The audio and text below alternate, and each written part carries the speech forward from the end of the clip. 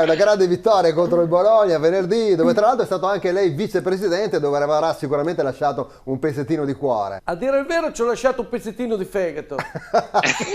Insomma, non è proprio stata un'esperienza di quelle proprio da incorniciare. Comunque, insomma, ormai è acqua passata, dai, via. Tra l'altro, oltre al fegato ci ho lasciato anche ovviamente tanti amici e soprattutto tante patacche. Comunque ora sono a Grecia Verona e penso solo al mio Grecia Verona e al bene proprio del Grecia Verona, quindi sono qui a casa mia. È a quota 33 punti, quindi salvezza, insomma, sembra cosa fatta. Immagino un po' di scaramanzia, preferisce aspettare la matematica? Ah, ma guarda, anche scienze, storia, geografia, applicazioni tecniche. Cioè, io sono scaramantico e fin proprio che la matematica non ci cosa, io non dico niente, guarda. Cioè, mi sto toccando le chiavi che c'è in tasca.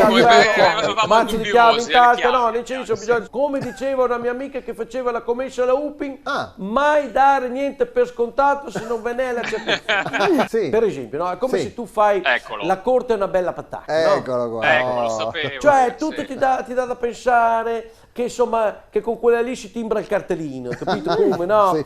Cioè tipo vi scrivete spesso sul WhatsApp, ti manda il gattino con scritto buongiorno, il criceto con scritto buon pomeriggio, la civetta con scritto buonanotte, insomma tutte quelle cazzate lì, la frase del giorno, gli aneurismi della settimana. Come gli Non sono quelli lì, gli aforismi. Le cose della settimana, e buon sabato e buona domenica, e tieni duro che sono lunedì, e poi ti mamma quei meme simpa che invece fanno cagare, perché tu non c'hai coraggio di dire, insomma due maroni così. Insomma sono tutti comunque segnali che ti fanno pensare, capito, che ormai è fatta. Allora tu fai anche il fighetto con i tuoi amici, insomma la consideri già come la prossima patacca a varcare la soglia del tuo piede per terra, no?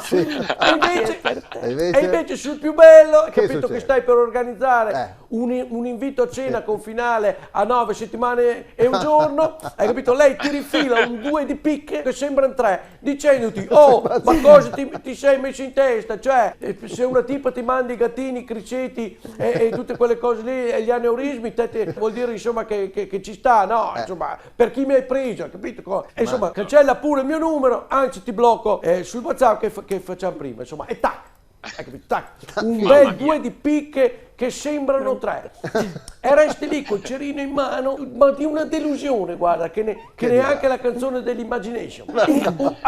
Sì, me la ricordo, sì. Delusion. Era un bel riempipista. E quindi zero patacca. Ricordatelo sempre, come diceva il mio nonno di Vicenza, che a 93 anni ci piacevano ancora le tose. Che diceva? Non dire gatto, se no dopo scappa via. No, non è così. Me la ricordavo diversa. Quindi finché non siamo salvi, massimo impegno, tutti concentrati e via pedalare come Girardingo. Ma soprattutto la domanda è questa: che ne sai tu di un campo di grano? Che ne so. Come può uno scoglio arginare il mare? E ditemi se la mucca fa mu. Perché il merlo non fa me e soprattutto il papataccio non fa pa? Parafrasando i grandi della storia, i grandi silosici, Grecia Verona. Sì, filosofi. In collaborazione con Roldo e Carrozzeria Verona, Vado Sicuro, Mototaxi, i Fattorini di Verona, Airforte, la Fal.0 Serramenti.